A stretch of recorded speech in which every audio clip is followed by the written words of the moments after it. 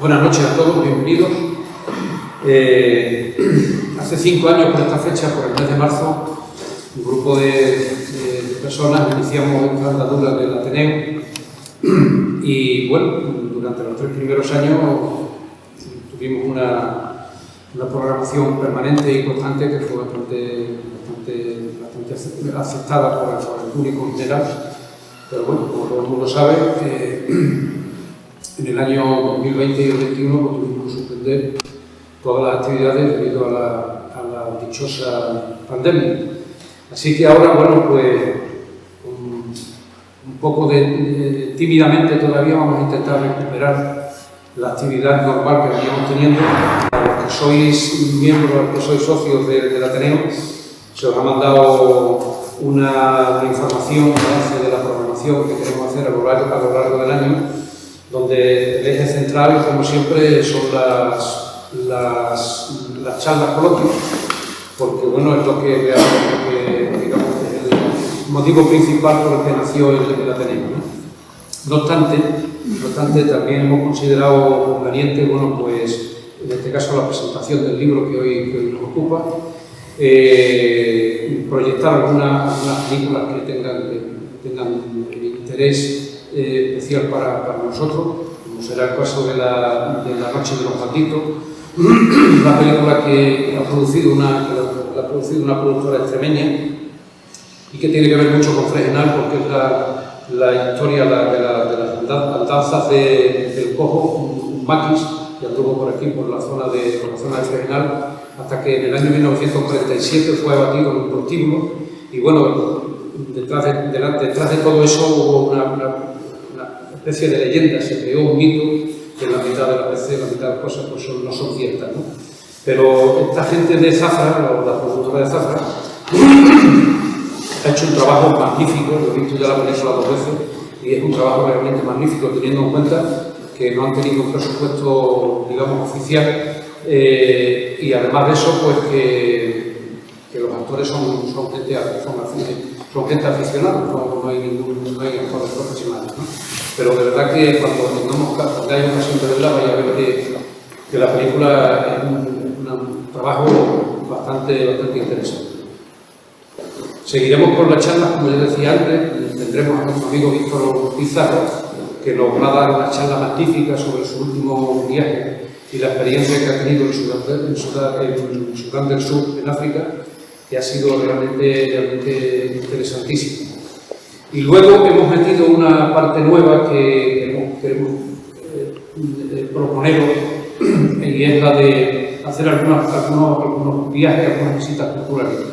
En este caso, bueno, pues hemos propuesto, en primera instancia, un viaje a Aroche, hay una ciudad romana que se llama Dubrovnik. Queremos también visitar el patrimonio arquitectónico de Burguillos del Cerro, que aunque está aquí cerca, realmente por eso no le echamos mucha cuenta, pero Burguillos del Cerro tiene un patrimonio arquitectónico muy sobresaliente.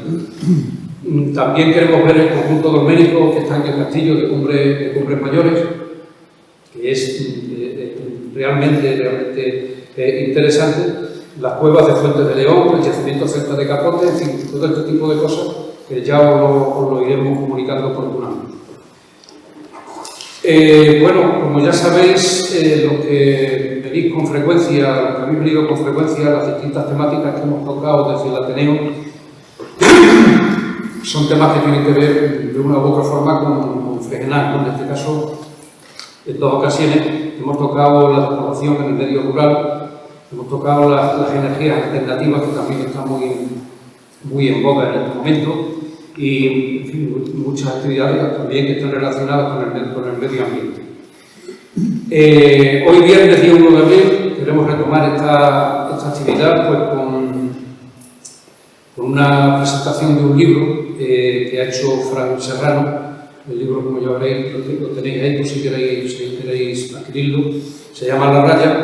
Y bueno, el libro también tiene mucho que ver con, no el libro en concreto, pero el hecho del libro tiene mucho que ver con Fregenal, por cuanto el tratar de la vida de los mochileros, los contrabandistas del café que iban a Portugal. En Fregenal tenemos testimonios todavía, hay personas que viven todavía, que fueron mochileros y que, bueno, que vivieron aquella experiencia, no sé si decir difícil o ingrata, o las dos cosas, ¿no? Concretamente, antes de ayer, ha fallecido uno de los mochileros más antiguos que había, Ángel Gil, que ha fallecido creo que con 98 años, y este hombre pues, nos dio a mí, concretamente me dio muchísimos datos de cómo era el oficio, ¿no?, que ellos realizaban en aquellos años y cómo era la sociedad también en aquellos años con las dificultades que se encontraban, ¿no? Entonces, cuando hemos tenido conocimiento de la aparición de este libro, pues nos pareció oportuno ponernos en contacto con Fran para que lo presentara. Y eso es lo que vamos a hacer. Es una novela en donde el personaje central es Diego, un mochilero, bueno, que a lo largo de los años 50, de la década de los años 50, pues, en fin, tiene una serie de evidencias, una serie de historias. El libro, como yo le comentaba el otro día a un compañero, a un amigo, es casi un trabajo etnográfico, ¿no?, porque tiene una recreación magnífica de todos los elementos que en aquellos momentos componían la vida de estas personas que se dedicaban al contrabando, ¿no? Así que yo no voy a extenderme más. Como siempre, al final de la intervención de Frank, un pequeño coloquio, por si queréis hacer alguna pregunta, alguna observación. Así que os dejo ya directamente con... Muchas gracias.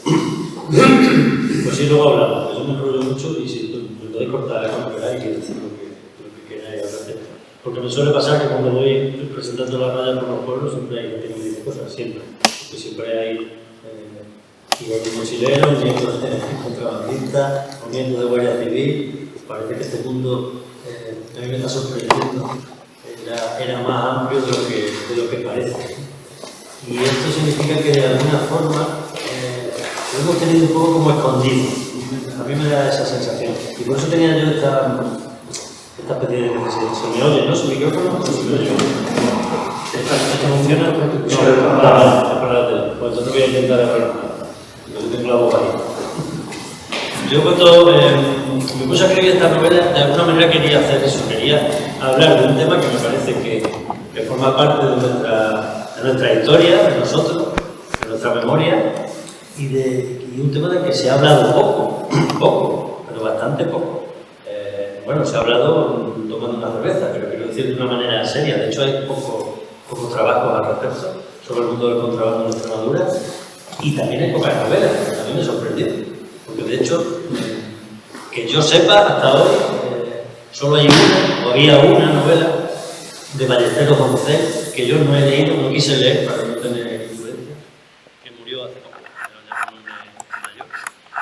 Y hay otra en Galicia, que se llama también La Raya, del año 60, escrita por los años 60. Y otra en Cádiz, que va del mundo del contrabando en el Peñón de Gibraltar, porque en el Peñón de Gibraltar también había mochileros y guardias civiles detrás de ellos. Y a mí me sorprendió que no hubiera más. Yo me puse a buscar y dije, ¿qué ha pasado con esto? Que no hemos escrito cosas sobre esto. Así que me puse a escribir la novela. Mi referencia son los campos de oliva, porque yo soy de Oliva, y porque el campo de Oliva tiene una peculiaridad que no tienen otros pueblos fronterizos, y es que el campo comunal es muy grande y vivía mucha gente en ese campo. Lo habitual de todos estos pueblos es que hubiera gente en el campo, pero no tanta, y mucha gente de los pueblos eran mochileros que iban a por contrabando. Pero la propia gente que vivía en el campo, muy cerquita de la frontera, es un fenómeno que se ha dado mayoritariamente en Oliva y bueno, en algunos otros pueblos, por ejemplo en la Codosera, que también había mucha gente viviendo en el campo. Yo, como es la zona que conozco, mi historia la situé ahí. Pero es verdad que cuando he estado en la Codosera, en Alburquerque, en Olivenza, pues me han dicho que la historia podría haber sido en cualquiera de estos pueblos. De hecho, yo intencionadamente no nombro Oliva en la novela. No quiero nombrarla precisamente por eso. Aunque es verdad que sale, no sé, el río Ardila, si te pones a buscar, puedes localizar el sitio, ¿no? Pero yo no quería nombrar el pueblo. Además, tampoco quería nombrar el pueblo porque a mí me interesaba la vida en el campo, la vida cruzando el río, la vida por la noche, la vida con la mochila a cuesta. No me interesaba la vida del pueblo, que de eso sí se ha contado muchas veces, ¿no? Así que es una novela rural, bastante rural. Yo he pretendido hablar del mundo de los mochileros. Me he centrado en una familia, he elegido un personaje con su familia que vivía en un chozo en el campo y que se dedicaba a múltiples tareas, porque es lo que la mayoría de la gente hacía. Si me salían unos jornales, pues me iba a trabajar, y si me encargaban que fuera a cortar leña o a hacer picón, pues me iba. Pero de ser mochilero no es una cosa que hicieras todos los días, ¿no? De hecho, había épocas en las que te tenías que estar quietecito porque no se podía ir, ¿no? Y quería mostrar sobre todo cómo se vivía en esa época, cómo vivía la gente alrededor de los mochileros, no solo el mochilero, sino hay un montón de personajes secundarios en la novela, muchos. Hay un tío que hace picón, hay un tío que tiene ovejas, hay una curandera, hay un montón de personajes que pertenecen al mundo de esa época que era muy habitual y que yo he querido situar en la novela para contar cómo se vivía. Aunque es verdad que no son personajes importantes, pero todos tienen relación con el protagonista, porque insisto, lo que yo quería era mostrar la manera de vivir y sobre todo, que es lo más importante, yo quería mostrar el equilibrio que había entre los mochileros y la Guardia Civil, la manera que tenían de relacionarse, las persecuciones de la Guardia Civil constantes a los mochileros, la presión de la Guardia Civil sobre los mochileros, la presión de los altos cargos de la Guardia Civil sobre los guardias civiles, esto es lógico, y la relación entre ellos, más allá de las persecuciones, que muchos de ellos se conocían y tenían buenas relaciones porque al fin y al cabo convivían todos en la misma comunidad. Y ese era mi objetivo principal, que se conociera un poco eso. Yo tengo la sensación, como decía antes, de que estas historias han pasado muy desapercibidas y son muy importantes porque forman parte de nuestra historia y que mucha gente tiene referencias en su familia de este mundo y sin embargo se ha hablado poco de eso. Y a mí eso me pasó. Mi abuelo fue guardia civil, estuvo en la frontera, estuvo en la Codosera, en Albuquerque y en Ciudad Rodrigo. No estuvo en Oliva, ya se vino a Oliva jubilado. Y mi abuelo, cuando yo le preguntaba, contaba pocas cosas, parece que le costaba hablar de ese mundo, ¿no? Contaba anécdotas. Y cuando he hablado con gente relacionada con este mundo, tanto de la Guardia Civil como de los mochileros, parece que les cuesta. Ahora me está dando la sensación, quizás sea porque ahora estoy metido en el tema de la novela, de que la gente habla con más tranquilidad de esas cosas de lo que hablaba antes. Y esto quizás tenga que ver también con un efecto que hay en la historia, y es que cuando pasa un cierto tiempo de un acontecimiento, es cuando más hablamos de ese acontecimiento, porque necesitamos perspectiva histórica para poder hablar de las cosas. Cuando están calientes todavía nos cuesta hablar de eso. Y quizás ahora sea un buen momento para hablar de esta manera de vivir en esta época, en este sitio, porque lo hemos hablado muy poco y hay que contarlo. De hecho decía, hay pocas novelas, no solo hay pocas novelas, películas no hay ninguna, que yo sepa, que ya hay una productora en hacer una película, a ver si acertamos y hacemos una película de los mochileros, que estaría bien. Y trabajos serios, solo hay dos que yo sepa, uno que hizo la Diputación de Badajoz y otro que hizo Eusebio Medina, un profesor de la Universidad de Extremadura, que está bastante bien porque lo que hizo fue recopilar todos los datos oficiales que había. Este hombre se limitó a recopilar datos. Y en ese trabajo están todas las incautaciones que hizo la Guardia Civil, por ejemplo, todas las detenciones que hubo, las muertes que hubo. Según este hombre, fueron 5 solamente hasta que se abrieron las fronteras desde la guerra. Él solo tiene oficialmente contabilidad hasta 5. Yo, recorriendo los pueblos, ya me han salido más de 5, de lo que la gente me dice. Así que probablemente aquí hubo uno, de hecho tenéis una cruz puesta en un camino, ¿no? 2. Pues por eso digo que a mí me salen más, pero bueno, oficialmente solo fueron 5. Es verdad que sí hubo, si no hubo demasiadas muertes, sí hubo muchas detenciones y muchas palizas, muchas situaciones bastante desagradables, porque la Guardia Civil entonces, yo creo, y lo he tratado de contar en la novela, que había como 2 clases de guardias civiles. Los guardias normales, que la mayoría eran desgraciados, vamos a decirlo así, como mi abuelo, que los mandaban a un cuartel en el medio del campo, allí, a vivir allí. Hablando con uno le preguntaba, ¿cómo organizabais el trabajo? ¿Cuál era el horario de trabajo? Y me decía, ¿qué horario de trabajo? ¿Qué horario de trabajo? Esto era como estar en el campo, ¿no? Tú le preguntas a un tío de campo, ¿cuál es tu horario de trabajo? ¿Tu horario de trabajo? A los guardias allí les pasaba lo mismo, ¿qué horario? Está allí todo el día. Si no tienes otra cosa que hacer, nada más que estar vigilando e intentar detener al grupo. Los mandaban a sitios recónditos, normalmente venían de otros sitios, no les apetecía mucho. Algunos era una especie como de castigo, porque no era lo mismo mandarte a un cuartel en Zafra o en Mérida o en Badajoz que mandarte a un cuartel en el campo de la Colosera o de Oliva. Evidentemente no es lo mismo, la calidad de vida no tiene nada que ver. Y luego había algunos que eran un poco cabroncetes, por qué no decirlo. Hay un protagonista de la novela importante que es el sargento Padilla, que yo lo he retratado como un sargento de estos que hacemos chistes de ellos, ¿no? de tan mala hostia que tiene. Y el sargento Padilla yo creo que representa un tipo de guardia civil que existía cada vez menos, pero que en esa época existía mucho. Y es alguien que tiene muy mala leche, que está frustrado porque le pasa algo, porque no está bien, porque no está feliz, y que tiene poder. Y si tienes poder, porque eres sargento de la Guardia Civil, puedes hacer mucho daño. Esto ha pasado toda la vida, lo hemos visto en otros contextos, cuando hemos leído novelas o hemos visto películas, pero quizás en el mundo de la Guardia Civil esté poco contado de esta época. Y estos dos tipos de Guardia Civil convivían.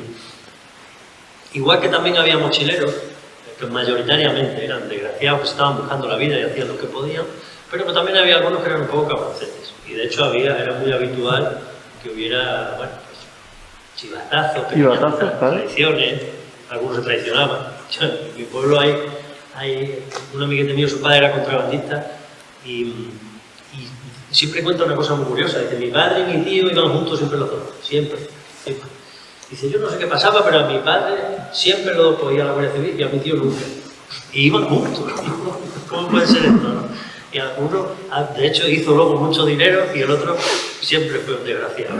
Por eso, yo creo que tiene que ver con esto, ¿no? Con las relaciones con la Guardia Civil. O, bueno, hay estrategias también para ganar dinero, no solo ir con la mochila. Y yo he tratado de contar ese mundo. Y he tratado de contar otra cosa importante. Esto está situado en los años 50, en el año 50 de hecho, empieza la novela intencionadamente.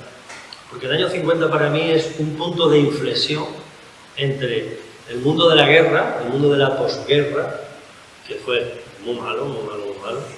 La gente pasó muchísima hambre, muchísimas necesidades, muchísimas. Creo que no somos conscientes de cómo era la situación, muchísimas. Y después, en los años 50, hay un cambio social. Hay un cambio económico. De repente se empiezan a crear algunas industrias, empieza a haber trabajo en la construcción, viene el plan Barça, viene el plan plan Guadiana, o los regadíos, se crean pueblos para regadíos. De repente en los años 50 empieza a haber como una cierta actividad que genera un cierto empleo, y ¿qué es lo que hace que haya demanda de empleo? ¿Y qué es lo que pasa? Que toda esta gente que estaba pasando hambre, miseria, empiezan a irse a trabajar. Esto empieza a pasar ya a partir de los años 50. En el año 50 no había migración, todavía. Y por eso, yo quería contarlo así, Diego el mochilero se pasa toda la novela preguntándole a la gente ¿dónde está Madrid? ¿Cómo se va a Madrid? Han dicho que hay trabajo en Madrid. Y cuando ve a alguien que ha viajado por ahí le pregunta, oye, ¿tú que has estado por ahí? En Madrid hay trabajo, me han dicho, ¿no? Porque él ya tiene ese rum y esa necesidad de decir, así no se puede ir. Hay que hacer algo. Y si no tenemos que ir, pues nos vamos. Lo que pasa es que todavía no había referencias, había muy pocas.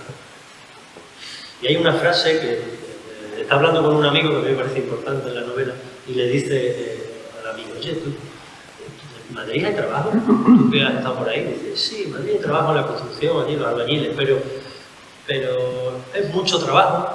Son 12 horas trabajando por una peseta diaria, ¿sabes? Es que no merece la pena.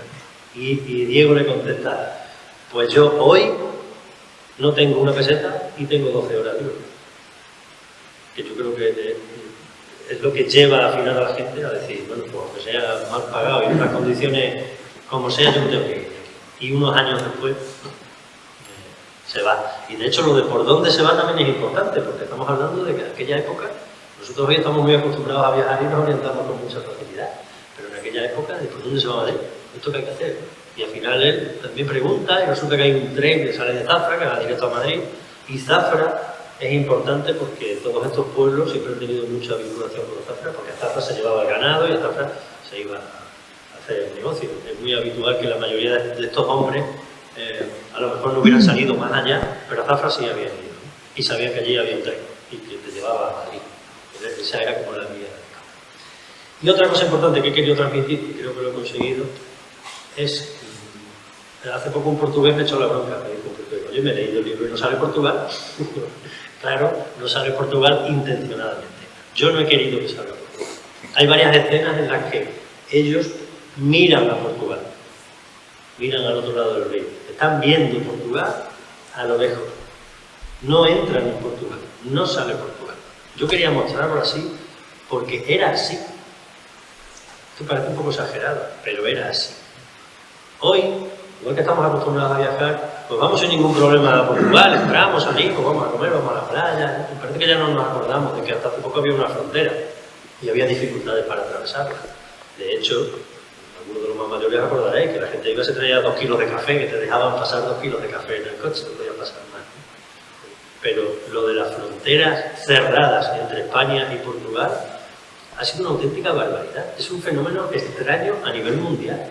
Las dos dictaduras se pusieron de acuerdo, cerraron la frontera y nos hemos estado 40 años sin tener absolutamente ninguna relación. Los dos países totalmente de espaldas, pegados pero de espaldas. No había relación. Es verdad que los mochileros entraban en los pueblos vecinos a por café y a por otras cosas y a llevar. Y algunos portugueses también entraban aquí. Sí, es verdad que había este pequeño trasiego, ¿no?, de gente atravesando las fronteras, pero ya está, no llegaban mucho más allá. ¿Dónde ibas ahí? Ya ir a Barranco, y los de Barranco, hace poco me contaba a mí uno de Barranco, y dice: yo me iba a la feria de Oliva, atravesaba la Ribera y me iba a la feria y me quedaba los 3 días en Oliva, allí por la noche, creo que era la Guardia Civil, y luego nos íbamos para atrás. Esas pequeñas incursiones en el territorio enemigo, aunque eran muchas, no iban más allá de eso. Estábamos totalmente de espaldas a Portugal. Y yo creo que esto tiene relación con la relación que hoy tenemos con Portugal. Porque nos cae muy bien, un buen rollito, nos vamos de vacaciones, nos vamos a comer, pero no nos engañemos, no tenemos una relación fluida. Sigue haciendo falta consolidar estas relaciones que las estamos teniendo ahora, que antes no las teníamos. Y eso se explica porque la situación era como era. Así que yo, para mostrar eso, no podía mostrar Portugal, porque si no parece que estaba normalizando que había mucha relación con Portugal. No había. De hecho, los mochileros pasaban normalmente, iban a un pueblo a comprar o a llevar. Y yo, Diego el mochilero, que es el protagonista, intencionadamente he hecho algo que era una excepción. Y es que había un tío de Portugal que le traía el café hasta la ribera. Y así, él no entraba en Portugal. Esto no era habitual, pero se daba. Porque claro, le tenías que pagar más a Portugal. Portugal se estaba arriesgando a traértelo, ¿no? Se podía hacer, pero lo tenías que pagar. Y Diego el mochilero queda con el portugués en la ribera, que hace frontera, le das la carga, tira, te pago y fuera. Y no entra en Portugal. Y por eso hay algunas escenas con unos niños que están mirando Portugal y están diciendo aquello es no sé qué, aquello es no sé cuánto. A mí me parece importante porque yo creo que hemos tenido mucho tiempo esa sensación, ¿no? En Portugal es ahí una cosa. No podemos entrar, está ahí. Y aquí está el río y podría pasar el río, que tampoco es para tanto, pero si paso parece que estoy en un mundo fantasma, ¿no? ¿Dónde voy? Tan lejos, tan cerca. Y esto me recuerda hay una película de Luis Buñuel, que es una barbaridad de película, que se llama El Ángel Exterminador, que es una gente en una fiesta, bailando en un salón grande de una mansión, y la fiesta ya se acaba, y dice alguien: bueno, yo me voy, y cuando va a salir por la puerta está abierta, cuando va a salir por la puerta no puede salir. Llega a la puerta y dice: uy, no puedo salir. Y viene otro y dice: es verdad, yo tampoco puedo salir. Y vienen todos y no pueden salir. Y no pueden salir, toda la película es así. Es como la película esta de la cabina, ¿no? Que te sometió en la cabina y ya no salió más, ¿no? Esta sensación de agobio, joder, pero si la puerta está abierta, ¿por qué no puedo salir? Pues no podían salir. Y yo siempre he pensado que Portugal ha sido un poco eso, ¿no? Esa sensación de, está aquí, pero no puedo. No puedo. Y puedo para lo que puedo, para lo que he podido todavía. Así que me parecía importante transmitir esa lejanía de Portugal, a pesar de que estuviéramos todo el día trapicheando. Trapicheando, todo hay que decirlo, el contrabando fue con muchísimos productos, muchísimos. Cosas que se da cuenta la gente y ni se lo cree. Un montón de cosas. No solo se iba por cosas, se llevaban cosas. Pero evidentemente había, sobre todo en una determinada época, un producto estrella que fue el café. El café tenía muchísima importancia. Y por eso yo me he centrado en el café, y Diego el mochilero lleva café. No he querido complicarme la vida porque quería mostrar la importancia del café. Y el café, esto es una opinión, yo creo que tiene algo que une a todo el mundo. En una época de miseria, incluso aunque no tengas una época de miseria, pero en una época en la que te va mal en la vida, que te levantas desanimado, te levantas diciendo vaya mierda de día, vaya mierda de vida que tengo, si te tomas un café al levantarte, parece que la vida es de otra manera. Porque el café es un estimulador. Estimula. Y supongo que eso explica que el café sea universal y que en tantos sitios tanta gente a la vez esté tomando café al levantarse. No es casualidad. Y lo he tratado de mostrar también en la novela, ¿no? Por la mañana se levanta el guardia civil y se toma un café. Por la mañana se levanta el mochilero, se va a la candela, café de puchero, lógicamente, y se hace un café. La madre se levanta por la mañana y se hace un café. Y el vecino se levanta por la mañana y se hace un café. Porque era así. Todo el mundo se hacía café. Y es curioso. Hubo épocas en las que había menos, había más dificultad y había otras infusiones que se parecían al café pero que no eran café, ¿no? Por ejemplo, la expresión famosa del agua chirri, decía mi abuelo que es agua chirri, que se puso de moda en esa época. La chicoria, había otras cosas que se tomaban, pues bueno, si no había café. Pero es curioso que, aun pasando hambre, muchas familias tuvieran café. No tengo para comer, pero tengo para tomar. Si tengo café, parece que, bueno, por lo menos voy a empezar el día bien, ¿no? Por eso fue tan importante. Y por eso hubo tanto contrabando de café. Porque todo el mundo quería café. Y todo el mundo compraba café. Y todo el que tenía, pues podía vender café. Era, de alguna manera, un negocio fácil. El transporte, bueno, pues mochilas de 30 o de 40 kilos a la espalda, según la distancia, pues no era muy fácil. Pero había otra cosa que era más difícil de transportar. Como una época, por ejemplo, que hubo mucho contrabando de harina. Imaginad sacos de harina a la espalda. También hubo una época, por esta época, no lo he metido al final de la novela, pero me parece una curiosidad, hubo un año o dos en las que de repente desaparecieron las piedras de mechero en España. Las piedras de mechero. Fijaos que el mechero en aquella época era importantísimo. El fuego era muy importante. El mechero era lo de la yesca, como se hacía toda la vida, ¿no? Y no había otra manera. Es que ahora, claro, compramos un mechero sin ningún problema y eso era importantísimo. Si no tengo mechero, ¿cómo hago la candela?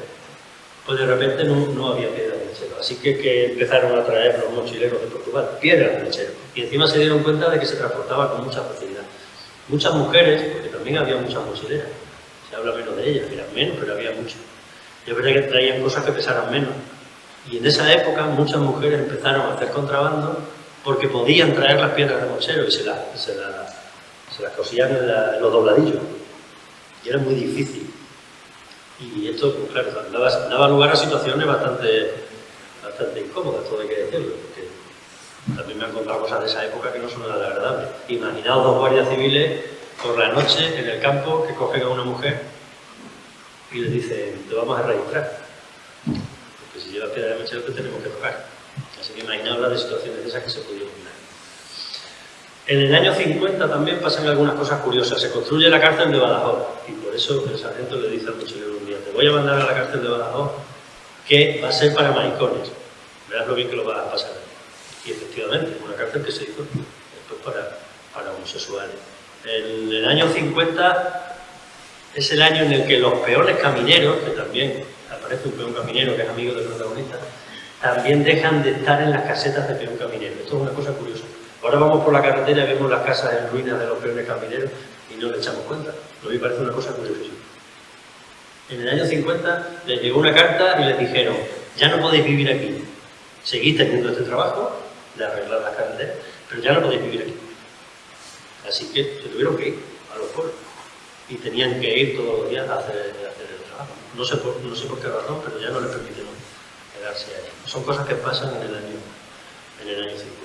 Y por todas esas cosas, la novela empieza en esa época. Y hay otra cosa más que he querido transmitir, que alguna gente me ha preguntado porque no se entiende muy bien, pero la voy a explicar. En todos los capítulos son muy cortos, es una novela de capítulos muy cortos, muy cortos, muy cortos. Es una novela coral, aparecen un montón de personajes y si lees un capítulo, el siguiente capítulo no va a ir de ese personaje, va a ir de otro, van enlazando. En todos los capítulos, a pesar de que son muy cortos, aparece un pájaro, una vez, en todos. Por dos cosas. Primero porque otra de las cosas que a mí me parece importantes reseñar, de la que no somos conscientes, es de la riqueza ornitológica que tenemos en esta zona. Es que no somos conscientes. Es que cuando viene alguien de fuera, alucina con lo que tenemos aquí y nosotros vamos por la carretera viendo los milanos y viendo la cigüeña y nos parece una cosa totalmente normal porque estamos acostumbrados, pero no es normal. Tenemos una riqueza ornitológica espectacular, espectacular. Pero es que ya la tenían en los años 50 también, ¿vale? Porque la tengamos ahora, es que siempre ha estado ahí. Pero claro, si ahora no somos conscientes, imaginamos en los años 50, ¿no? Bastante tengo yo con conseguir un cacho de pan para comer esta noche, voy a estar yo pensando ahora en los pájaros. No eran conscientes en absoluto. Y era otra cosa que quería mostrar, cómo en medio de la miseria hay cosas hermosas y valiosas de las que no somos conscientes. Pero además el pájaro tiene otro efecto curioso. La novela es muy cinematográfica, cuando la leéis, no vaya. A mí me gusta contar las historias como desde fuera. No me gusta entrar mucho en la cabeza de la gente, sino verlo como si fuera una obra de teatro. Hay escenas que están contadas como si yo las estuviera viendo desde lejos. Y eso hacen los pájaros también, que aparecen en las escenas. Los pájaros son espectadores. Aparecen en muchas escenas y el mochilero va corriendo y el guardia civil va detrás y dos cuervos están allí posados en una esquina, mirando. O dos mirlos. Los mirlos salen varias veces porque a mí es un bicho que me resulta muy curioso, porque me parece que los mirlos son como muy atrevidos, tienen vergüenza, se arriman mucho a nosotros, pero es imposible acercarse. Tienen ese equilibrio con nosotros perfecto. Viven a nuestro alrededor, están por todas partes, pero tú no puedes tocar un mirlo, absoluto. Pero él se acerca a ti mucho, ¿verdad? Constantemente. Y además así con una especie de chulería que me parece muy peculiar, ¿no? Eso lo muestro también porque quería mostrarlo intencionadamente, porque es así. Porque es verdad que la vida muchas veces hay gente pasando mucho, hay otra gente un poco chulita mirando cómo otra gente pasa. Es así, somos así. Ese papel de los pájaros lo hacen muchos seres humanos. Así que a mí me parecía hermoso meter eso, y me ha costado, porque eran muchos capítulos y he tratado de no repetirme con los pájaros y meter un montón de aves, y lo he conseguido. Hay algún fallo, me ha dicho uno que sabe mucho de pájaros, bueno, a mí me gusta, pero tampoco soy un experto, que he puesto que el nido de no sé qué tenía los huevos puestos en primavera, que no puede ser, porque los huevos eso no se ponen en primavera, se ponen en verano o algo así. Me ha corregido algún detalle de ese tipo, ¿no? Pero el efecto de los pájaros está conseguido, que es lo que es una historia de mochileros y guardias civiles, es una historia que muestra cómo se vivía en el campo, es una historia que explica la emigración extremeña, la explica. ¿Por qué se fue tanta gente? Pues mira, muy vivían, como si no, ¿eh? Y es una historia en la que hay algo que está en todas las partes del mundo y en todas las historias que puedas contar. Hay amor, de hecho hay amor y enamoramiento, hay traición, hay amistad, hay solidaridad, hay compañerismo, hay un poco de aventura.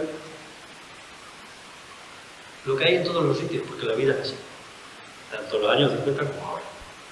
Y de hecho, yo cuando estaba haciendo la novela pensaba, si en lugar de esta historia ser aquí en un campo extremeño, fuera en un campo de Japón, sería la misma historia. No serían guardias civiles, se llamarían de otra manera, la frontera sería como en otro sitio, pero la historia sería igual. Porque hay cosas que son universales. Porque al ser humano le pasan cosas universales, que pasan en todas las culturas, en todas las civilizaciones a lo largo de la historia. Lo que pasa es que se nos olvida. Ahora vemos a los ucranianos corriendo y se nos olvidan las cosas. Se nos olvidan que los sirios estaban así hace 5 años. O nos olvidamos de nosotros mismos, que estábamos así en esta época. Es que se nos olvida. Cuando presenté en Badajoz la novela, me presentó Moisés Cayetano Rosado, que es uno de los mayores expertos en historia extremeña, y Moisés dio un dato que yo no conocía, porque yo estaba hablando de la cantidad de gente extremeña que se fue justo después de esto, de los años 50, y él dio un dato exacto, dijo: la emigración extremeña provocada por la miseria es el mayor movimiento migratorio de toda la Unión Europea y de toda la cuenca del Mediterráneo del siglo XX. En ningún otro país, ni siquiera del norte de África, de toda la cuenca mediterránea, ni de toda Europa, ningún otro país se ha ido de una región el 50% de la población. De ningún sitio. Ni siquiera hoy en Ucrania, en guerra. Han ido 3 millones de personas, son 45. Nosotros nos fuimos la mitad de la población. Es un asunto de barbaridad. Y lo hemos normalizado.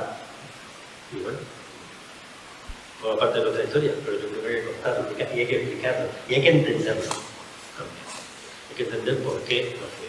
Porque da la sensación de que la gente se va ahí, porque a mí esto me resulta curioso. Cuando nos pasa al revés, cuando viene gente, miramos también a esta gente, a veces como si vinieran aquí un poco por capricho. Desde que eso nos ha olvidado cuando tuvimos que, por no hablar de la emigración forzosa de la guerra, que fue otra, ¿no? Eso estamos para atrás. Pero esta emigración, que era sencillamente a donde pueda trabajar en lo que sea, por el dinero que sea, porque aquí me estoy muriendo de hambre, de Extremadura ha sido la región que más lo ha sufrido, y eso nos ha condicionado enormemente. Y además es curioso porque yo muchas veces lo pienso, lo de la relación con Portugal. Tanta gente pegada a Portugal, en la frontera con Portugal, que no entraba en Portugal, que no sabían nada de Portugal, y al final se van, pero no se van hacia Portugal, sino todo lo contrario, se alejan. Y esto es curioso porque muchas veces, pasará en regional también, pasará en todos los pueblos, cuando han venido los emigrantes en agosto, en verano, aquí no sé si pasa tanto, Oliva a lo mejor está un poco más para allá, hay mucha tendencia a ir a Portugal, cuando vienen de Madrid, de Barcelona, y llegan a lo mejor para estar 4 días, y se pegan un día que van a comer a Barranco, a la Palleja o algún pueblo de esto, ¿no? Esa tendencia a ir para allá, ¿no? Muchas veces lo pienso y digo, claro, si es que no han entrado en Portugal, si es que encima se fueron allí, ya han hecho su vida lejos de Portugal. Me parece algo curioso. Y otra cosa que sale, igual que sale la caseta de los peones comineros, son los cuarteles de la Guardia Civil. Lo estábamos comentando antes, estuvimos tomando antes. La cantidad de cuarteles de la Guardia Civil en ruina, que están repartidas, es impresionante, es una cosa espectacular. Algunas se han rehabilitado, y en Oliva sale el cuartel de la Venta, que se rehabilitó y ahora es un alojamiento rural. Si veis algún día allí os podéis quedar y podéis dormir en las casas en las que dormía la Guardia Civil. Pero hay otros 2 en ruina. Solo en Oliva, en el campo Oliva, había 3 cuarteles de la Guardia Civil. Hicieron muchos cuarteles porque querían proteger la frontera. Y venga Guardia Civil, y venga Guardia Civil. Y no había manera de parar esto. Pero venga Guardia Civil, venga detención, y venga Guardia Civil. Claro, luego la película cambió, los guardias civiles se fueron. ¿Y qué pasó con esos cuarteles? Algunos se han rehabilitado, pero siempre, pues eso, para un alojamiento rural, para algún albergue, pero muy poco. La mayoría han ido desapareciendo, en ruinas, y mucha gente ya ni se acuerda de que ahí había un cuartel de la Guardia Civil, porque solo ven 4 paredes, igual que nos pasa con las casetas de los peones camineros, que las ves en la carretera y ni te fijas, ¿no? A mí me da una cierta tristeza en eso. Creo que deberíamos de poner en valor esas cosas, ¿no? Y a lo mejor no te voy a decir que vayamos a rehabilitar todos los edificios, que es algo imposible, pero no sé, a lo mejor poner una plaquita y explicar lo que era eso, ¿no? Y contar un poco nuestra historia, porque como dijo el filósofo, quien olvida su historia se verá obligado a repetirla, así que no se nos puede olvidar. Así que yo he pretendido contribuir con mi granito de arena a conocer un poco más el mundo de los mochileros de esta época, con una historia entretenida, dura, porque la vida era dura, y también tiene momentos hermosos, porque aunque la vida era dura, también tenía momentos es lo que he querido transmitir y creo que medianamente bueno. Y ahora me voy a callar un poquito para que me preguntéis, porque si me dejáis me tiro aquí toda la noche. Contadme cosas. A ver si no me vais a decir que ninguno tiene un abuelo, un tío, un chileno. Mi familia acaba de chileno, un parte de mi madre. Y a mí es que me gusta mucho esta historia. Yo tengo un primo aquí, que vamos a Madrid, que me ha dicho, y que no sé cómo nos va a mandar a hacer leche ya, pues estoy todo el día preguntándole cosas y cosas. Y eso es lo que tú dices, que por la vida que llevaban, las carrizas que regaban, en la cárcel, y todas esas cosas. Y bueno, tenía muchas cosas más además de café, ¿no? Sí, sí. Y llegaban. Iban cargados. Normalmente el viaje no se puede hacer mal, ¿no? Como los camiones, ahora siempre van a por algo, llevan algo también. Llegaban y creían. Bueno, y además, otro dato curioso que es, en mi familia se fueron algunos aquí de los hermanos de mi madre, algunos se fueron y otros se quedaron. Pues se fueron a Badajoz y siguieron siendo contrabandistas. Y siguieron siendo mis primos, que viven en Badajoz, bueno, que viven en Badajoz y algunos que vivían aquí. Siguieron siendo contrabandistas y mercenarios. Había mucho de... Tú que viviste en la calle Olmo, Sí, eso es aunque eres un pelín más chico que yo, Sí, tú te acuerdas que el señor José Padalova sí. Vendía el café y el hijo. tenía el horno de hacer pan y había una chimenea de topetón y en el suelo había una candela. Estaba encendida las 24 horas del día y en esa candela había siempre un cazo. Un cazo, y en ese cazo siempre había café. ¿Por qué había café? Porque esa señora era una de las que después vendía el café en el pueblo y como disimulaba el café el olor de café que tenía en la habitación pequeña que había al lado de la boca del horno, porque del cazo de café puesto en la candela las 24 horas del día. Hay que decir también que esto también se ha contado poco, que tuvimos suerte porque a Portugal, en esta zona, les dio por traer café. Esto es un origen un poco extraño. Portugal siempre ha tenido muchos vínculos con Brasil y por ahí empezaron a entrar los primeros cafés. Pero el café torrefacto, que no existe prácticamente en ningún sitio del mundo, y nosotros estamos acostumbrados al café torrefacto porque se empezó a hacer aquí, era porque era malo el café. El café era muy malo, era de mala calidad. Entonces se torrefactaba, que es azúcar quemada, ¿no?, por encima, para disimularlo. Pero el origen realmente es porque el café que llegaba ya a esta zona, tened en cuenta que si Extremadura era pobre, el alentejo portugués más pobre todavía. Entonces cuando empiezan a traer café, el café es muy malo. Y empiezan a torrefactarlo. Y lo hace mucha gente, lo hacía la gente en sus casas. Empiezan a salir un montón de pequeñas fábricas de café torrefacto con facilidad, empieza a gustar y empiezan a hacer negocio no solo entre ellos en Portugal, sino con nosotros. Se da cuenta de que eso es negocio y ese es el origen de las grandes empresas cafeteras, que hay dos grandes empresas, bueno, sobre todo la de Delta, la de Naveiro, en Campo Mayor, que ahora son Imperio, y la otra, la de Silveira, ¿no? Son competencias, pues son de la misma familia, son dos empresas gordas, pero sobre todo la de Delta, y su origen es ese. Empezaron, igual que Gallardo empezó cogiendo chatarra con un camión, En un burro. el Naveiro empezó su familia en casa con un saco de café allí a hacer todo el Haciendo lo que estaba hablando, yo hablo de mi familia porque soy lo que conozco.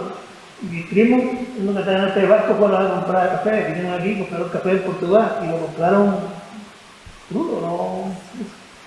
Se lo llevaron a mi tía y se lo habían traído aquí, esto se lleva, y mi tía lo con azúcar, todo eso, en una sartén lo hizo torrefacto. Claro, Claro, lo hacía la gente, la la cambiaba. gente, eso es como que se quiere feliz, lo hacían los... Pero es curioso porque nosotros culturalmente somos de café torrefacto por eso. Y cuando vamos a otros sitios por ahí nos parece el café como muy flojo, ¿no? Porque el café natural es como más suave, más flojillo. Y estamos más acostumbrados al sabor más amargo y más potente del torrefacto. Y no lo tenemos en cuenta. Y es una cuestión cultural, que por cierto está desapareciendo. Porque la tendencia es a tomar cada vez más café natural y el torrefacto se está quedando atrás. De hecho, ya si compras en el supermercado, normalmente compras la mezcla, ¿no? 50% natural, 50% torrefacto. Ya torrefacto solo, todavía queda alguna gente que le tiene nostalgia, ¿no? Pero cada vez se toma. A ver, ¿por qué te surge esta historia? ¿Por qué la historia de los mochileros? Pues yo supongo que porque en mi pueblo, en Oliva, yo siempre he escuchado muchas historias de esto, ¿no? Del campo, de los mochileros, de los contrabandistas, del campo, muchas. Y mi abuelo pues, también me contó alguna historia, no muchas, ¿no? Pero sí me contó algunas.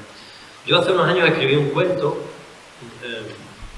que además gané un concurso de cuentos con él, y el cuento era una historia sencillita, pero era un viejo que se daba cuenta que tenía Alzheimer y que se le estaban olvidando las cosas, y entonces le escribe a su nieto una especie de carta y le dice: ya no me acuerdo de las cosas, así que te las voy a contar antes de que se me olvide, porque todavía eres muy pequeño. Te voy a contar cosas de cómo vivía yo. Entonces el abuelo le cuenta en una especie de carta que vivía en el campo, en un chozo, que iba a Portugal a por un café, o lo seguían, un poco como se vivía en esa época, ¿no? Un cuento pequeño, ¿no? Eso fue lo primero que escribí yo hace unos años, ¿no? Y a mí me gustó eso. Me di cuenta que eso daba juego para hacer más cosas relacionadas con eso. Y además, por lo que te decía antes, ¿no? Porque de alguna forma me parecía una especie como de justicia social, ¿no? Si hay que escribir de algo, me puedo inventar un montón de historias, pero si puedo escribir de algo que además de hacer una novela, que puede ser entretenida, estoy contando cosas de nuestra historia, a mí eso me parece interesante. Así que me puse poco a poco. Es curioso porque además esta novela, cuando la leáis, cuando la acabéis, os acordaréis de lo que os estoy diciendo. Yo escribí las primeras páginas y las últimas. Escribí el principio y el final. El final es muy peculiar también, ¿no? Cuando lo veáis lo veréis. Y entonces, el principio, que es Diego corriendo entre las aras y la Guardia Civil detrás. Era sencilla, yo tenía esa imagen y digo, la novela tiene que empezar. La novela tiene que empezar con el tío corriendo por el campo y la Guardia Civil detrás. Lo tengo clarísimo. Y el final, no voy a decir cuál es, ¿no? Y entre ese principio y ese final yo tengo que montar una historia. Entonces lo que fui es rellenando desde el principio hacia adelante y desde el final hacia atrás. Yo ya me imaginaba el final y lo que pasaba justo antes del final y lo que pasaba justo antes de eso. Y desde el principio al contrario. Me fui avanzando adelante y para atrás. La construí así. Me costó, tengo que decir. Yo he escrito mucha poesía, he escrito muchos cuentos, he escrito muchas cosas, pero la novela tiene una dificultad añadida. Y es que cuando te pones a repasar, cuando tú te pones a trabajar en una novela, que dices, venga, tengo aquí el sábado por la mañana libre, me voy a poner a trabajar en una novela. Cuando te pones a leer todo lo que llevas escrito, se te ha ido la mañana y no has hecho nada. Tienes que volver a leer, a no ser que hagas como hacen algunos escritores famosos, ¿no? Que te pongas a escribir, te encierres en una casa rural un mes y te pongas a escribir del tirón hasta que la acabes, ¿no? Sí. Pero los que trabajamos en otras cosas y hacemos esto en el tiempo libre y vas a ratos, pues luego cuesta, porque tienes que ir volviendo, ¿no? Aunque también es verdad que hoy día los ordenadores facilitan mucho las cosas, ¿no? Antiguamente se escribía con una pluma y no podías repasar prácticamente, y por eso muchas novelas antiguas tienen errores que hoy no cometemos, ¿no? Mucho. En el Quijote, por ejemplo, hay un montón de errores, de personajes que aparecen, desaparecen, que se repiten. Era imposible volver a repasar todo lo que has escrito y volver a corregir eso. Pero hoy ya con la ordenadores no. Más cosas. Sí, teniendo en cuenta la presión que el régimen ejercía sobre los mochileros, con la Guardia Civil como brazo ejecutor, ¿qué tipo de condena recibían cuando eran detenidos? ¿Iban directamente a la cárcel con posibilidad de salir un tiempo más adelante o firmaban su sentencia de muerte? Lo cierto es que a la cárcel iban pocos. La mayoría de las veces se les ponía una multa, una sanción administrativa. Tenían que pagar en dinero. Esto era una trampa, porque date cuenta que si al mochilero lo cogen por la noche con los 30 kilos, se los quitan. Que por cierto, la Guardia Civil se podía quedar con el café. Estaba permitido, pero no porque se lo quedara, estaba firmado en algún decreto de la Guardia Civil que se podían quedar, no todo lo que incautaban, pero el café sí. Entonces, si la Guardia Civil se quedaba con el café, te detenían, te ponían una multa, te arriaban un par de hostias, te mandaban para casa con la multa y te decían, y ahora nos debes 200 pesos. Pues el mochilero no le quedaba más narices que ir esa noche otra vez a por café. Vamos, esa noche y la siguiente toda la noche que pudiera, que ahora ya sí que estaba en un lío. O sea, no solo he perdido la carga, sino que encima ahora tengo que pagar la multa. Y encima es que lo habían tumbado. Y bueno, pues encima, claro, calentito. Lo que Bueno, pasaba, y lo que llevaras te lo quitaban, ¿no? ¿Cómo? Lo que llevaras te lo quitaban, ¿no? Se lo quedaban, se lo quedaban. Había gente, yo recuerdo, el último mochilero que yo he conocido ha sido Tomás, que no tiene sombra, que es pingüino. Y ese yo recuerdo, yo tenía 2 o 3 años por ahí, que tirando un burro acostumbrado al café, ¿no? Los burros eran una cosa curiosa. Y le quitaron al burro. Se quedaron sin burro. El burro era de 2, no de nada. Y después subastaron en Barrasco. Y fueron a comprarlo, ¿no? Pues, el burro estaba acostumbrado al mío, otro mochilero con más dinero que él, que fue lo compró. De hecho, Era lo que había llevaba, mulos y mulos a los que se les estaban enseñados a volver solos. Esto es una cosa curiosa. Se utilizaban poco. Es verdad que tener un animal también era caro. Claro, que había que tener un mulo, pero que el mulo no es fácil tenerlo. Entonces la mayoría iban a patas con una mochila y ya está. Los que tenían eran afortunados, pero había muchos que estaban amaestrados, porque lo que hacían era, si te van a trincar por la noche, el mulo tira para un lado, yo tiro para otro, y el mulo llega a casa solo, con algo encima. Y luego llevaban también, que es una cosa curiosa, solían llevar como una mochila pequeñita, atada delante, y la mochila gorda detrás. Depende, con 2 kilos, con 5 kilos, con mucho, una pequeña cantidad que, bueno, si te estaba persiguiendo la Guardia Civil, con 30 kilos a la espalda te acaban corriendo. Entonces no te quedaba más remedio que soltarlo. Y seguías corriendo con una carga pequeñita, por lo menos llegabas a casa y tenías alguna cosa, ¿no? Esto era muy habitual, así que era muy habitual que se encontraran fardos, como ahora los fardos en la playa de Hachí, se encontraban la Guardia Civil muchas veces sacos de café. Yo por cuestiones familiares viajo bastante frecuentemente a Berica, un pueblo de Galicia que está también al lado de la frontera, que también tiene muchas historias de contrabando. Hay un museo pequeñito, pero muy bonito, sobre la historia del aguardiente y del café, y de picor café, ¿no? de cómo los contrabandistas iban a esto. Y se explica la historia de cómo la gente que estaba en esto, pues se disfrazaba, se vestían con ponchos verdes y le pegaban a los mulos para que cuando los mulos viesen a los guardias civiles saliesen corriendo. Sí, no, ese burro de este tipo, que yo lo conocí, el burro estaba entero, el burro era otra vez, yo lo conocí. Iba solo. Y por lo visto, se le ponía uno vestido de guardia civil, ¿no? Se metía con el burro en la cuadra, y uno le cargaba de palas al burro, y el otro le decía, carabi quería decir por los carabineros o lo fuera. Claro, al burro cuando le decían carabi, tenías que irte 2 palos. Se está corriendo. Sí. Y ahora eso allí, es que sabía cómo tener Murcia, Tomás, no lo conocía mucho, pues ya además yo le preguntaba estas cosas. Y decía, nosotros teníamos un burro que era entre Huertito y era el burro de los 2.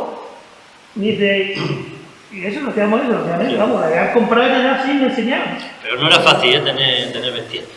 Me pasó una cosa, he metido una cosa en la novela curiosa, porque aparece un grupo con un caballo, que no era habitual. En el estudio este que hizo Eusebio Medina, que os decía antes, que fue una tesis doctoral, él recoge las actas de todas las incautaciones, como decía, y hace referencia a un grupo de Higuera de Vargas que atravesaban por Chele, a Conchel-Chele, el Guadiana, con caballos.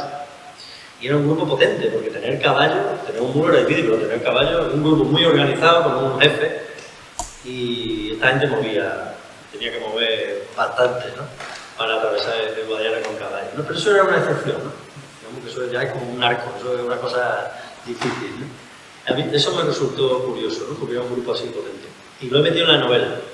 Diego en un determinado momento tiene que ir a por una carga más grande, y entonces, ¿quién tiene caballo? El jiguereño, ¿no? Le dicen el jiguereño, y el tío va a hablar con el jiguereño y le dice, tú tienes caballo, no me hacen falta.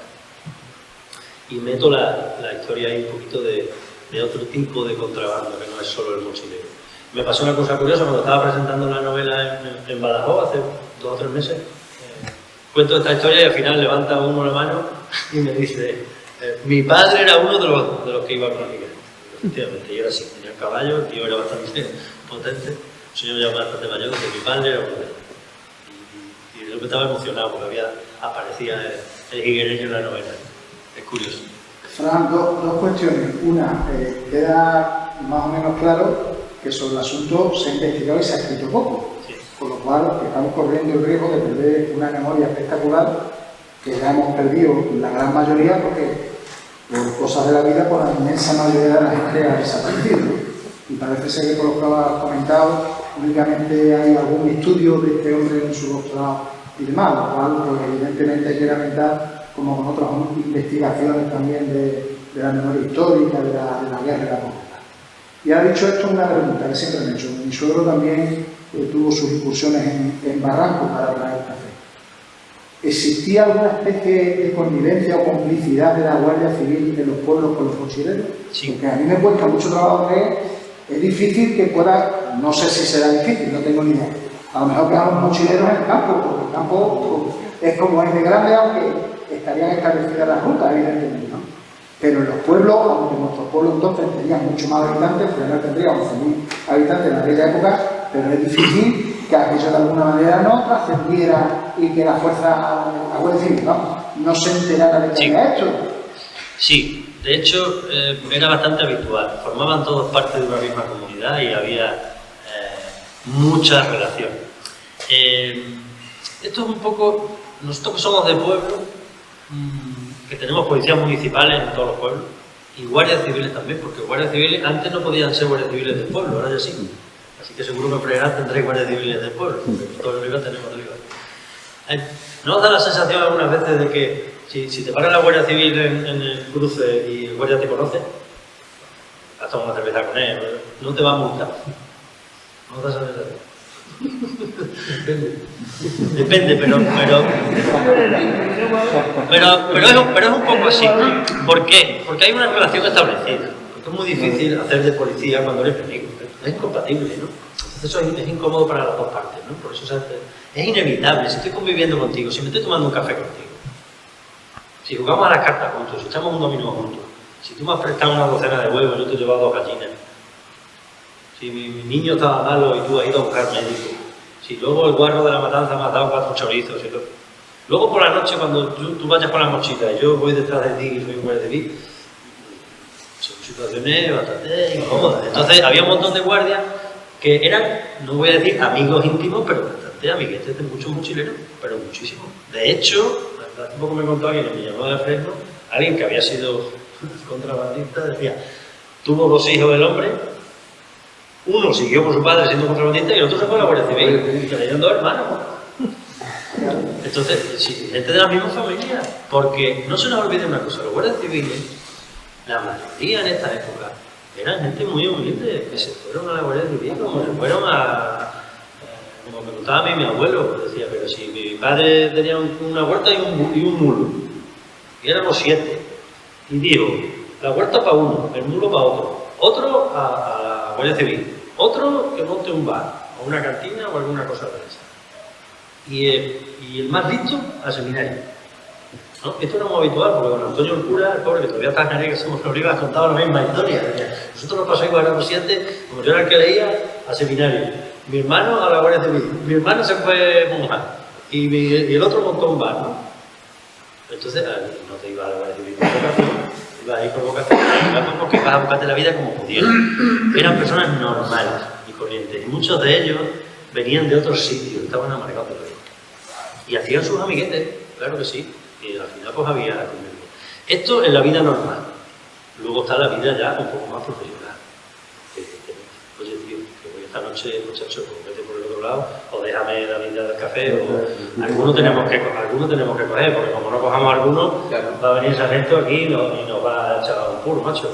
Y por eso había también muchas traiciones entre ellos, porque muchos mandaban incluso a mochileros, como pasa con el mundo de las drogas, muchos jefes traicionaban a los propios mochileros muchas veces. Había gente que tenía dinero, como tenía dinero podía pagar a los mochileros y ir a por el café. Encargaban, eran encargos. Y estos propios jefes muchas veces traicionaban a los mochileros, porque también se llevaban bien con la Guardia Civil.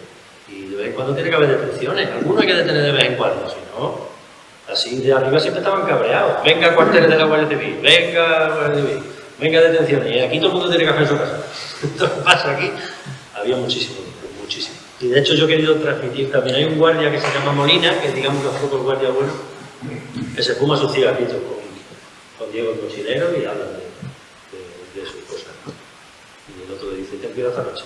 Y bueno, había, claro que había, no lo va a ver. Si es que era inevitable, si es que vivían allí, si es que si vais algún día al campo libre, ves el cuartel de la Venta y el de Lanzarote, que está allí un poco al lado, que era curioso. En el de Lanzarote vivían los solteros y en el de la Venta los casados. Porque claro, cuidado con las mujeres de los casados tenían que estar protegidas, no vamos a tener los solteros aquí alrededor, que los llamaban otro cuartel, ¿no? Si veis alrededor hay un montón de chozos. En esos chozos vivían gente. Y por ejemplo, vivía la gente que le lavaba la ropa a la Guardia Civil, el que le hacía el pan, el pastor con las ovejas, el que le traía los quesos del pueblo, o sea, toda esa comunidad alrededor del cuartel, evidentemente tenía buena relación. ¿Cómo no van a tener buena relación? Como la tenían los guardias que estaban en el pueblo. Igual, los guardias que estaban en el pueblo, esto lo hemos visto muchas veces en las películas, entraban en la cantina y se tomaban un chato de vino, pues muchas veces como gente del pueblo, normal. O sea que había muchísima relación, muchísima, mucha. Y algunos pues más profesionales y otros más de andar por casa. Y parejas, había muchas parejas. De hecho, los guardias civiles solteros era muy habitual que se emparejaran en el sitio donde estaban. Que podía ser la hija de un contrabandista o la prima de un contrabandista. Claro que sí. Mochilero, no le gustaba la palabra contrabandista. El contrabando era como la palabra oficial. Pero ellos eran mochileros. Más cosas. Yo quiero recomendar, si hay una historia de Fresnal que es muy curiosa, que la rescatamos hace 10, 12 años.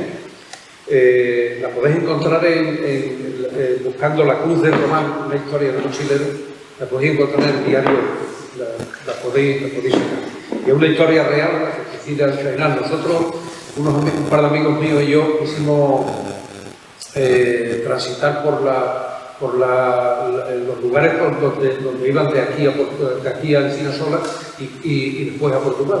La parte de Portugal de Encinasola la hicimos, fuimos en coche, la hicimos con este hombre que ha fallecido recientemente, con Ángel Pípero, nos llevó hasta donde compraban el café en aquellos momentos, en aquel tiempo.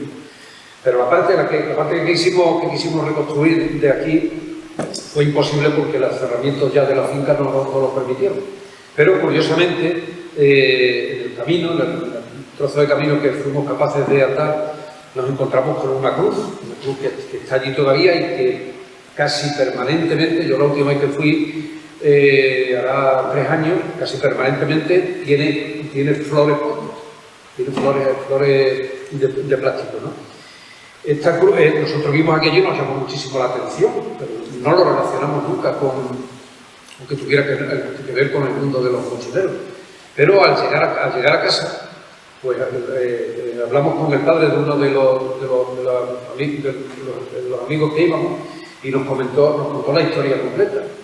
La Cruz de Román es un homenaje que le hicieron los mochileros de Fregenal a Román Nogales, que lo mataron por confusión. Bueno, lo mataron por confusión porque había... ¿Chivatazo de otro mochilero de aquí?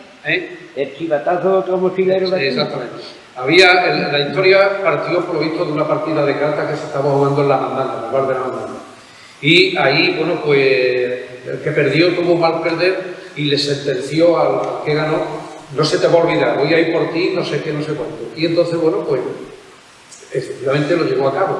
Pero el azar quiso que no, el guardia civil, la Guardia Civil, cuando le dieron el chivatazo, que venían por esa zona, pues se confundió de persona y mató a Ramón Nogales en lugar de matar a Ramón. Lo que pasa es que se habían separado y entonces, bueno, esta fue la historia.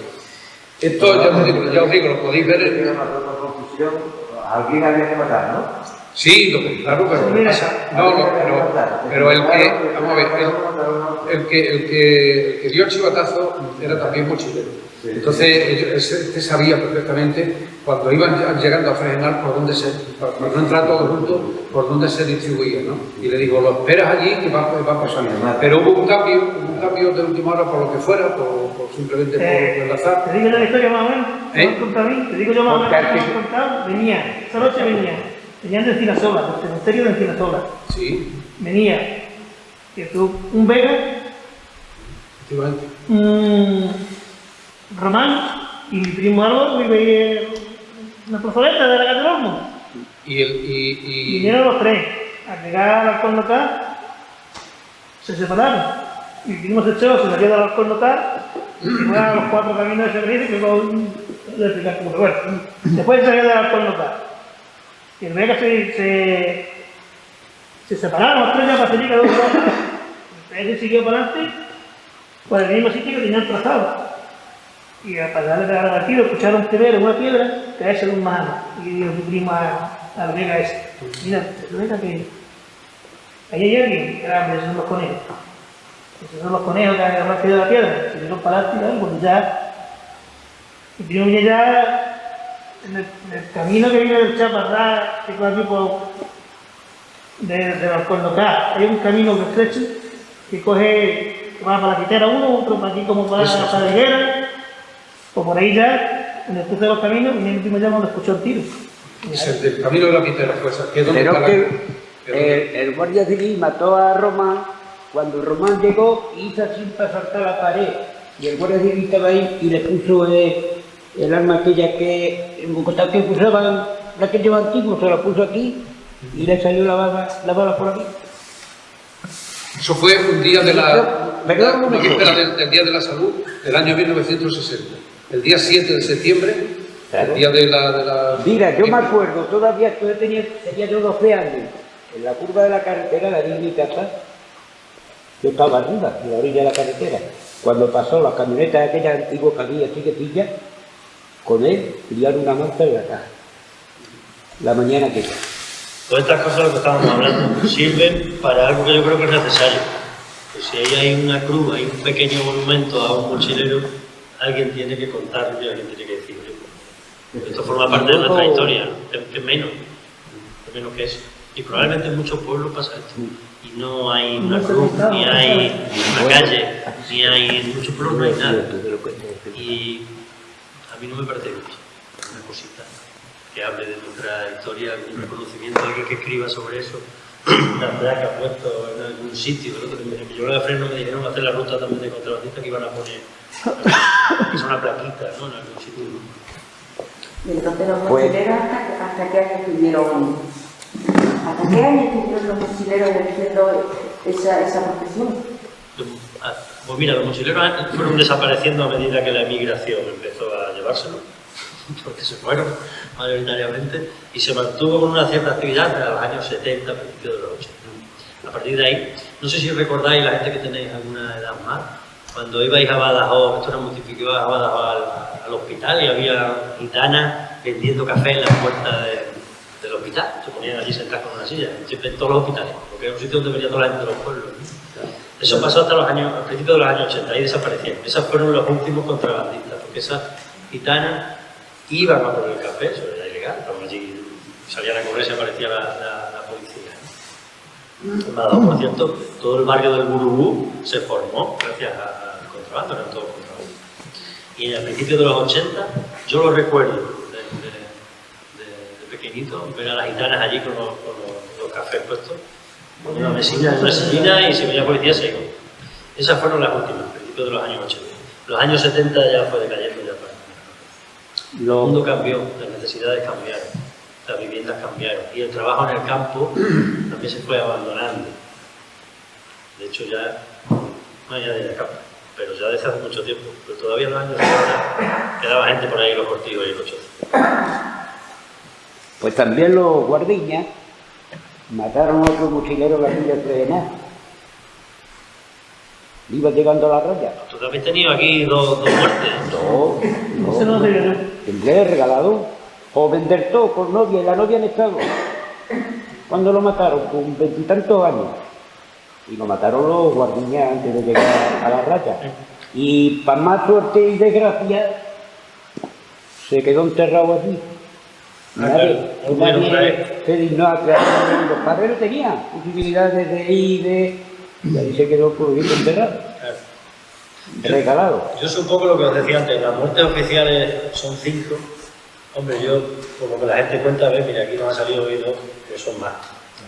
Seguro son más, muchas no serán oficiales porque no constaban. Pero también es verdad que tampoco fueron tantas. No era. La Guardia Civil no iba por ahí matando gente. Eran cosas accidentales, eso solía pasar. Pegaban mucho. No podías matar, si mataba, ¿qué chiste tenía? ¿No? La historia era pegar, oye, no matarlo. No era muy habitual. Esto de matar a la gente, yo creo que está un poco sobrevalorado, ¿no? Como si fuera una cosa ahí que tiene malo, mataban a mucha gente, ¿no? Hace poco hablaba con uno que sabe mucho del mundo del oeste y me decía, las películas del oeste nos da la sensación de que estaban todo el día a tiros matándose a todo el mundo, y Billy el niño, que fue el que más mató en su vida, mató 7 personas. El único que vivía aquí en el oeste. O sea que no era para tanto. Es que hemos sido muy exagerados con el tema de la muerte, ¿no? Sí. Pero palizas sí. Palizas y humillaciones y vejaciones. Bueno, no sé, imaginaros lo que se puede hacer cuando tienes el poder y tienes a un desgraciado en tus manos. Y palizas bastante. Y bueno, y lo que decía antes de las mujeres, ¿no? Abusos sexuales y saber de cosas que pasarían, ¿no? Que a lo mejor hay que contarlas algún día y que cuesta mucho rescatarlas, porque como decía antes, yo creo que a la gente mayor muchas veces le cuesta contarte miserias, ¿no? Te cuesta, porque tenéis ya una edad, no os pasa eso, que os ponéis a contar cosas del pasado y contáis cosas bonitas. No os gusta contar las miserias, ¿no? Y lo mal que lo pasamos, sí, es una especie de mecanismo de pero es bueno que salgan a la realidad, ¿no? Sí, yo creo que sí. Yo creo que sí. Que hay que hablar de esto.